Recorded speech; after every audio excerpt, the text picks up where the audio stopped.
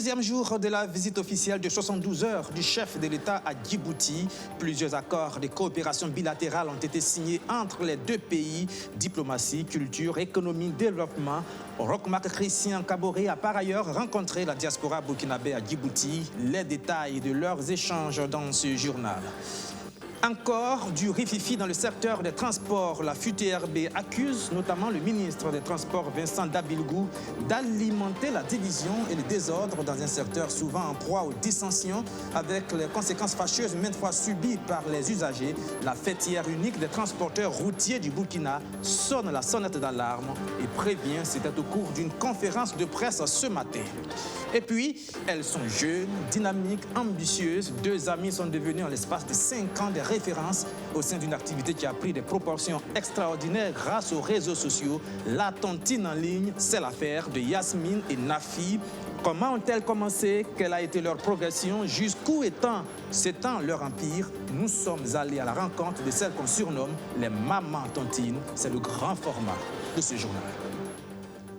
Voilà pour le sommet, bonsoir et bienvenue. Tout de suite, direction Djibouti, où le chef de l'État est en visite officielle depuis hier, une visite officielle de 72 heures. Roch-Marc Christian Kaboré a eu notamment une séance de travail ce matin avec son homologue djiboutien Ismaël Omar Guelleh.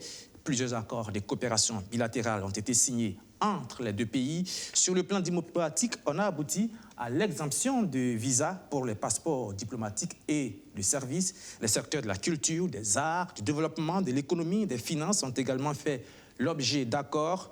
Deux exemples de la preuve du dynamisme de cette coopération bilatérale naissante. Eh bien, la prochaine édition du CITA sera organisée à Djibouti, où une filiale de la banque burkinabé IB Bank sera inaugurée dans les prochaines heures. Ça, c'était pour la matinée d'aujourd'hui. Mais avant cette journée d'aujourd'hui, le président du Faso a rencontré dans l'après-midi d'hier les Burkinabés vivant à Djibouti. De quoi ont-ils parlé? Drissa Dao, Archimède Boy.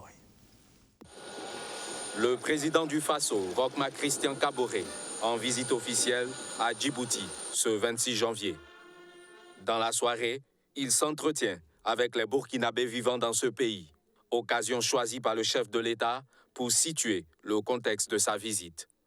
Parce que d'aucuns diront que voilà, Djibouti, on vient à Djibouti, il n'y a rien à apprendre à Djibouti, mais je veux dire que ce n'est pas simplement ce qui est important dans la vie des peuples, c'est aussi les relations et l'harmonisation d'un certain point de vue, puisque nous sommes ensemble dans un certain nombre d'enceintes internationales où nous sommes obligés de pouvoir renforcer la position de l'Afrique dans une certaine vision des choses. Au cœur des échanges également, la vie de la nation, marquée par l'organisation du scrutin du 22 novembre dernier et la recomposition du paysage politique en cours. On a échangé sur la politique de façon globale, mais aussi de la coopération entre Djibouti et le Burkina. Alors, aujourd'hui, nous sommes en de très bonnes relations avec ce pays. Nous y vivons très aisément. Cependant, si le chef d'État peut négocier avec son homologue afin qu'on nous supprime le visa d'entrée, ça va faciliter les échanges aussi bien au plan humain que matériel entre le Burkina et Djibouti. Selon les chiffres officiels, les Burkinabés sont estimés à moins d'une dizaine dans ce pays situé à 6 heures de vol de Ouagadougou. Ce nombre devrait s'accroître avec l'ouverture annoncée ce 28 janvier d'une banque burkinabé pour laquelle plusieurs techniciens sont déjà présents à Djibouti. Deux rapports sur l'état de la corruption au Burkina Faso entre les mains du Premier ministre. La SELC a remis les rapports 2018-2019 à Christophe Dabiré. L'autorité supérieure de contrôle d'État et de lutte contre la corruption épingle et fait des recommandations. Abdoulaziz Sarré. Après le président du Faso, c'est au tour du Premier ministre Christophe Dabiré de recevoir les rapports 2018 et 2019 de l'ASE-LCE, l'autorité supérieure de contrôle d'État et de lutte contre la corruption. En ce qui concerne le contenu des documents, le contrôleur général d'État confie que celui de 2018 met le doigt sur les baux administratifs qui montrent que l'État est dans des situations de location de bâtiments qui parfois ne répondent pas aux conditions de travail. Et la recommandation forte qui a été faite est que l'État revienne à une politique de construction des cités administratives pour une plus grande efficacité de l'administration. La question de la dette intérieure a été également évoquée dans le rapport. Il ressort que celle dite irrégulière est supérieure à la dette régulière.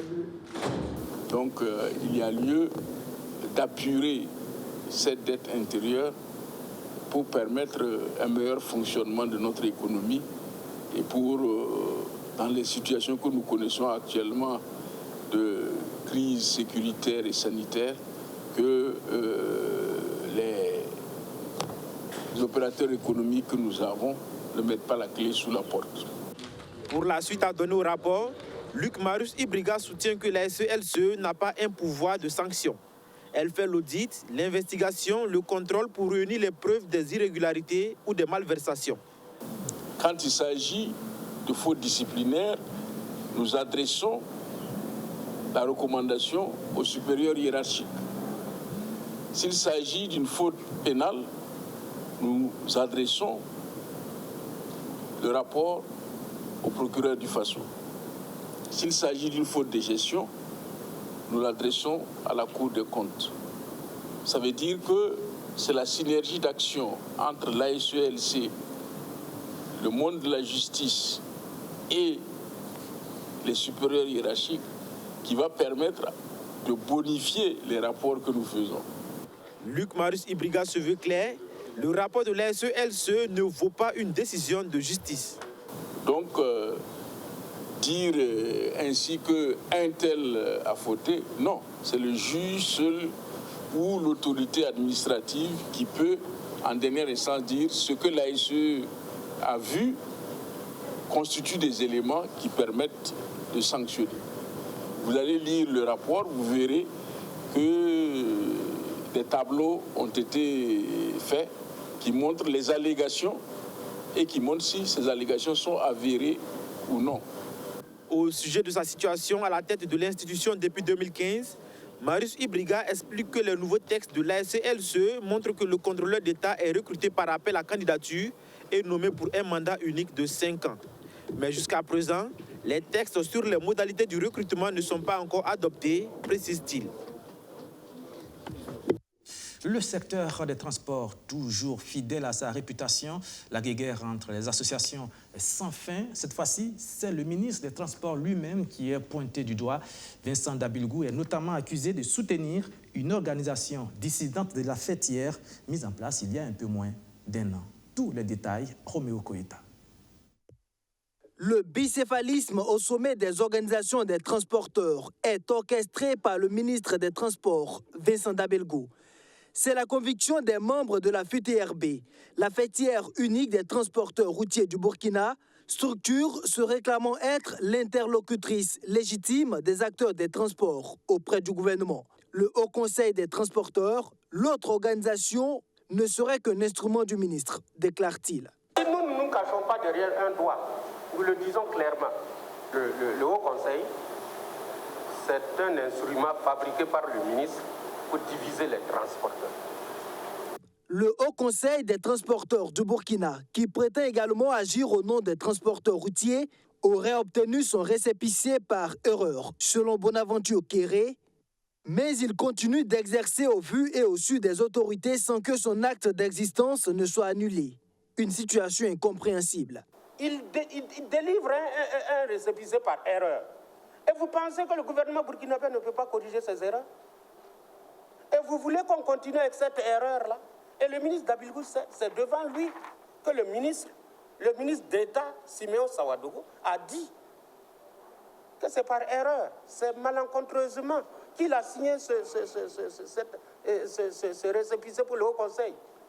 La fêtière des transporteurs estime que les remous constatés au sein du secteur des transports sont dus au non-respect des recommandations contenues dans l'arrêté interministériel portant gestion et contrôle du fret. Un texte qui reconnaît un seul interlocuteur des transporteurs qui serait la FUTRB. Mais actuellement, il y en a deux. D'ailleurs, il y a environ 2 semaines, le Haut Conseil des transporteurs du Burkina, l'autre structure fédératrice, dénonçait des faveurs faites aux membres de la FUTRB dans la délivrance des bons de chargement par le Conseil burkinabé des chargeurs, structure chargée de la gestion du fret. C'est désormais visible. La crise au sein du secteur des transports est latente et Bonaventure Kéré et ses camarades invitent le gouvernement à résoudre définitivement la question de la fêtière au risque de voir chaque organisation syndicale mener individuellement ses activités. À présent, ce chiffre, 10 millions en francs CFA, c'est le prix que devrait remporter la lauréate d'une compétition appelée Projet Ambassadrice Orange des régions. Il s'agit notamment de mettre en concurrence des projets communautaires portés par des jeunes filles dans les 13 régions du Burkina, d'en choisir les meilleurs et de le financer. Il a été lancé ce 27 janvier. Les détails, Arsène Konditamde. Le projet Ambassadrice Orange des régions vise à inciter les jeunes filles de 18 à 35 ans à s'intéresser au développement socio-culturel de leur région. Pour y prendre part, chaque candidat devra présenter un projet à fort impact communautaire. Un projet en lien avec les thématiques comme la santé, l'éducation, l'environnement et l'accès à l'eau. Alors, en faisant ceci, Orange veut vraiment renforcer son ancrage local, amener les jeunes filles à s'investir davantage dans le développement de leur région. Ça fait partie aussi des objectifs. Et ensuite, participer à la promotion du leadership féminin. Et Orange va aider à la réalisation. Et comme ça, ensemble, et Orange et les jeunes filles, nous allons nous donner la main pour impacter sur la vie de nos populations. Pour participer au projet, il faut être de nationalité burkinabé et résider au Burkina Faso. Il faut également s'inscrire sur le site internet d'Orange Burkina et produire une vidéo de 3 minutes justifiant l'intérêt du projet. La vidéo devra montrer l'objet du projet, devra avoir un texte justifiant l'intérêt de la porteuse du projet, son choix, l'intérêt de la communauté et l'ambition même de la porteuse du projet et pour la suite. Et elle devra durer 3 minutes. Déjà, ça participe de l'éducation des jeunes filles. Il faudrait qu'on soit bien précis et bien concis pour pouvoir soutenir ce type de projet-là. Pour désigner la lauréate, un jury de 5 personnes va être mis en place. L'avis de ce jury comptera pour 35% et le voting des internautes pour 65%. Donc, quand on regarde pour le jury, c'est vrai que c'est des professionnels, mais c'est un certain nombre de personnes, c'est 5 personnes. Donc, ils peuvent décider, ils ont aussi leurs propres appréciations, mais l'idéal serait quand même qu'on ait le plus grand nombre qui donne son avis là-dessus, en toute démocratie, sur l'ensemble du territoire. Tout le monde pourra voter, vu que c'est sur le net et que, en tant qu'Orange, on a la couverture Internet quand même partout. Donc, cela va permettre à l'ensemble des internautes de pouvoir voter. L'ouverture des inscriptions en ligne est prévue pour le 1er février prochain et la grande finale prévue pour le 26 mars. La lauréate, en plus du financement de son projet à hauteur de 10 millions de francs CFA, recevra 2 millions de francs CFA et un smartphone. Celle qui sera classée deuxième aura 1,5 million de francs CFA en plus d'un smartphone et la troisième repartira avec un smartphone et la somme d'1 million de francs CFA. Maintenant, coup de projecteur sur 2 jeunes femmes et une activité qui est peut-être en phase de devenir une profession, la tontine, une forme d'épargne informelle en association. Elle n'est pas nouvelle. La nouveauté, c'est qu'elle a pris des proportions incroyables et extraordinaires grâce à Internet, sur les réseaux sociaux. Et c'est là qu'interviennent nos 2 jeunes femmes. Yasmine et Nafi sont devenues expertes en organisation des tontines en ligne. En l'espace de 5 ans, leur réputation a même dépassé les frontières du Burkina. Yasmine et Nafi, les mamans tontines, grand format. C'est un reportage signé Rémi Lambert-Nébier. Entre elles, c'est une complicité qui dure depuis l'enfance. Yasmine et Nafi sont restées inséparables. Elles sont même considérées comme des jumelles. Elles exercent la même profession. Toutes les 2 sont enseignantes. Et maintenant, elles sont devenues des associées. Leur entreprise, la tontine, une forme d'association d'épargne. Un jour comme ça, nous étions dans la chambre et voilà, je lui ai dit, tu sais qu'on doit orner la chambre. Mais elle a dit que non, qu'il faut beaucoup de choses, vraiment, des affaires pour orner la chambre là. Et cela, j'ai dit, oh, on va avoir cet argent-là. Et elle a proposé, et si on faisait une tontine? J'ai dit, une tontine, qu'est-ce que c'est? Et c'est là, elle a dit, bon, genre, on essaie de regrouper 5 personnes on paye genre par semaine. Et là, une personne prend son article. J'ai dit, tu sais que c'est une bonne idée. Et c'est de là qu'on a commencé comme ça, voilà. L'idée lancée, elles y prendront goût et sont maintenant appelées Maman Tontine, des surnoms affectifs qui dénotent de la place qu'elles occupent dans cette activité. Jadis, en Afrique, les tontines sont basées sur la confiance mutuelle existant entre un groupe d'amis, des voisins ou des collègues. Mais Nafi et Yasmine excellent dans les tontines en ligne, là où souvent aucune relation n'existe entre les adhérents.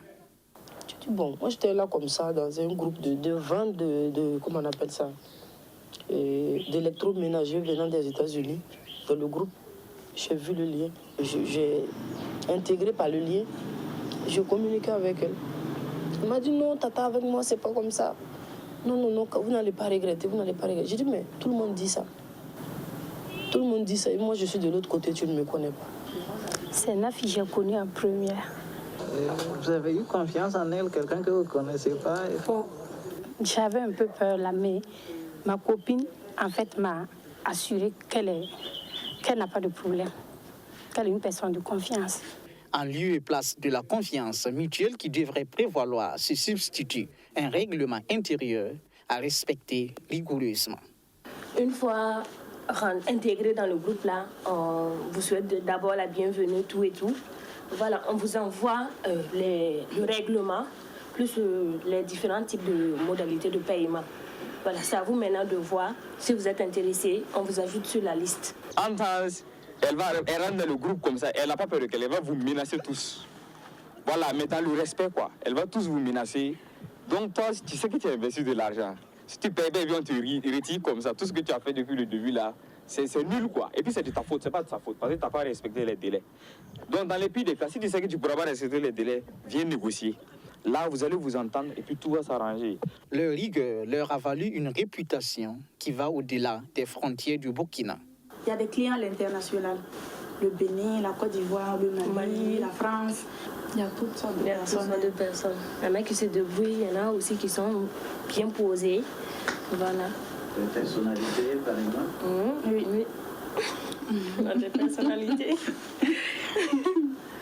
On a des personnalités, beaucoup même. Mais que gagnent Yasmine et Nafi en se passant expertes dans l'organisation des tontines en ligne?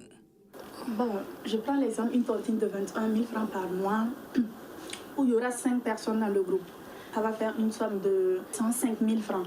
Voilà, la maman tontine transfère les 100 000 et les 5 000 francs là, c'est pour ses intérêts. Et bon, des fois, il y a d'autres qui trouvent que les 5 000 francs c'est trop, alors que non. Dans ça, il y a les frais de connexion, il y a les frais de transfert, il y a les frais de méga. Actuellement, on a 2 boutiques qui sont en cours. Voilà, on compte les ouvrir en mars. Oui, et en avril. On compte les ouvrir le jour de l'anniversaire. Voilà. Des mésaventures, elles en connaissent également. Les gens qui viennent, voilà, Yasmine, faut me mettre en première position. Je vais prendre, voilà, une fois réglo, c'est ça. Tout, voilà. Une fois qu'elle a pris là, c'est fini. Tu vas plus entendre parler d'elle. Et là maintenant, c'est toi qui es obligé de solder à sa place. Ça vous est arrivé à plusieurs reprises? Plusieurs fois. Oui, plusieurs fois. Je peux dire 5 fois, non? 5 fois. Une fois. Oui. C'était de grosses sommes. Oui. Ces personnes, ça dépasse 2 fois les 500 000, 600 000, surtout les tontines de grosses sommes. Là. Après tant de mésaventures et 5 années passées dans l'organisation des tontines, Yasmine et Nafi sont-elles prêtes à passer à autre chose? Non. On ne peut pas abandonner. Non. Je me rappelle qu'une fois, j'ai posté et si j'abandonnais les tontines, il y a d'autres qui ont dit Nafi, et on va faire comment? Voilà. Bon, même si on décidait d'abandonner, il y aura toujours des gens qui vont nous proposer. Elle s'inquiète également de l'avenir de ces associations d'épargne. Les détournements de mise par les mamas tontines sont légion et les suspicions de transactions illicites d'argent se multiplient. Voilà, la tontine, une activité qui n'est donc pas sans risque. Les risques, il y en a aussi au sein des entreprises. Chaque année, ce sont des milliers d'accidents et de maladies professionnelles qui sont enregistrés au sein des entreprises burkinabées. La CNSS opte pour la prévention afin de minimiser les risques. Eh bien, c'est tout le sens des 72 heures de la prévention des risques professionnels organisées tous les ans par la Caisse nationale de sécurité sociale, La 11e édition s'est tenue à Koudougou. Majid Bakoua. Les risques professionnels constituent une préoccupation pour la CNSS, la Caisse nationale de sécurité sociale. De 2018 à 2020, l'institution a enregistré plus de 4500 accidents de travail et maladies professionnelles qui ont occasionné une dépense d'environ 3 milliards de francs CFA. C'est pour minimiser ces risques que la CNSS a convié ici à Koudougou des travailleurs issus d'une 60aine d'entreprises en vue de mener la réflexion sur la prévention des risques professionnels. Alors, les 72 heures de la prévention des risques professionnels organisées donc, par la CNSS est une occasion donc, de rencontrer l'ensemble des partenaires que sont les entreprises et d'autres partenaires techniques que sont l'inspection du travail, l'Office de santé des travailleurs pour, entre autres, pour donc, parler donc, des risques professionnels, la gestion donc, des risques professionnels au niveau de la CNSS. Durant 72 heures, les partenaires techniques de la CNSS, qui sont la Brigade nationale des sapeurs-pompiers, l'inspection du travail, la SONABEL et bien d'autres, vont développer des thématiques en rapport avec la santé et la sécurité au travail. Il faut déjà dire que c'est une bonne occasion pour nous, SONABEL. Quand vous connaissez un peu le métier de cœur au niveau de SONABEL et notre produit, qui est un produit à la fois très dangereux, mais qui est prisé par la population. Pour nous, c'est une occasion de parler des risques que nous rencontrons de façon courante au niveau de la SONABEL et de présenter aussi ce que nous avons comme organisation en matière de prévention des risques professionnels. Cette rencontre dénommée les 72 heures de la prévention des risques professionnels servira également de cadre pour présenter le bilan de l'année 2020 des activités de prévention de la Caisse nationale de sécurité sociale. Prévention encore, mais cette fois-ci dans le domaine sanitaire, lutte contre la Covid-19, l'ONG Plan International et l'APJCN aux côtés des écoles de la région du Centre-Nord auxquelles ils ont fait don de plusieurs matériels composés notamment des kits anti-Covid-19. Stéphanie Hien nous en dit plus. Dans la lutte contre la Covid-19 au sein des établissements, Plan International apporte un coup de pouce à l'APJCN, l'Association pour la promotion et l'intégration de la jeunesse du Centre-Nord. Dans le cadre de leur partenariat, ils offrent ce jour des kits anti-Covid. Ce don est composé, entre autres, de dispositifs de stockage d'eau, de barriques, de lave-mains, de savon, de cache-nez et de gel hydroalcoolique. Reconnaissant, les bénéficiaires promettent d'en faire bon usage. Nous sommes dans un contexte, j'allais dire, où la maladie sévit, la pandémie sévit, surtout au niveau de nos écoles où il y a un grand monde. Je crois qu'un tel geste est un geste salvateur. Et nous ne pouvons que vraiment remercier les partenaires pour avoir eu cette initiative-là. L'éducation dans un cadre sain et sécurisé fait partie intégrante des missions que s'est assigné Plan International. Cette activité s'inscrit dans le cadre de la mise en œuvre du projet Soutenir une éducation de qualité pour les enfants, les filles et les garçons de la région du Centre-Nord, affectés donc par la crise sécuritaire. Et droit à une éducation de qualité dans un contexte marqué par cette pandémie implique qu'il faut véritablement prendre des mesures nécessaires pour accompagner donc les écoles dans la lutte, la prévention de la pandémie au niveau des écoles.